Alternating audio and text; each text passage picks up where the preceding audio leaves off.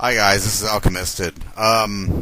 Next set 3 I believe, of Mega Man Legends 2 is going to be uploaded later today. I'll probably start uploading it after I've grabbed some shut-eye. But it's just a couple things I wanted to talk about. Not the least of which is that you're going to see me probably being the biggest moron I've ever been for the first fourth of the Nino Island. From the moment I arrive to the moment I first leave for Calbania Island is pretty much a sequence of the dumbest things I have ever done in a game ever. And I don't know what was up with me or where my mind was at or what the fuck was going on. But just the general rule, though, I believe, is that when you do things this stupid, you have to let it through. You have to put it up there. So, it's going to be up there for you guys to enjoy me being a complete fucking moron. I'm making some good progress in Mega Man Legends. So, if you guys hadn't guessed already, I'm going to be wanting to focus on that until I get to the end of it, which isn't going to be very long. It's not going to be very long at all until I get to the end of Mega Man Legends, to be honest. I'm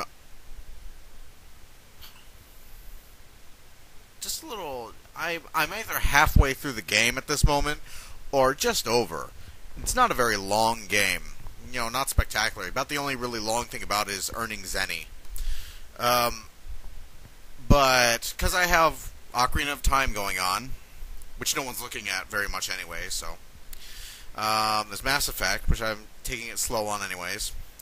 There's Gears of War, which I haven't recorded anything of yet because it takes a long time for it to render when I record console footage. Fraps footage I just drop in Windows Movie Maker, and 12 minutes later there's a 10-minute part. It's not perfect, but for my purposes it works, and the files are small. And they're reasonably high quality. So, you know, for Fraps footage, Windows Movie Maker for me is the right tool for the job. That's why Fraps footage comes out so much faster when I record it from a PlayStation game or from an N64 game.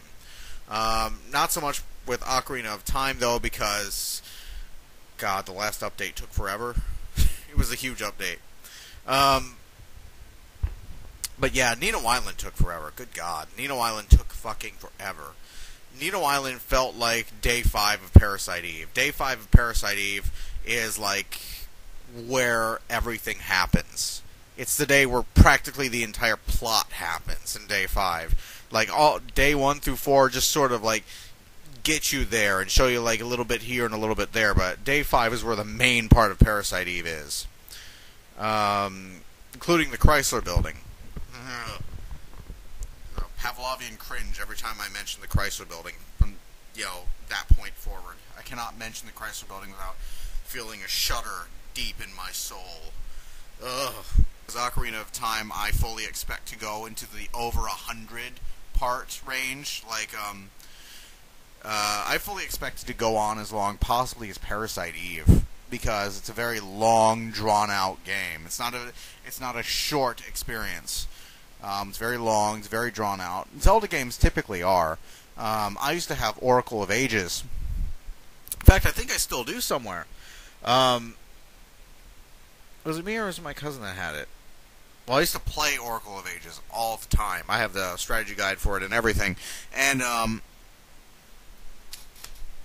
oh, God. I remember for a Game Boy title, that game was long. Oracle of Ages went really long. From what I can remember. And it was only half the game. It was also Oracle of Seasons, which sort of linked into it. So, there's that. Zelda games typically are very long. And this is Ocarina of Time, which, so, you know, I fully expect this to be a very long playthrough.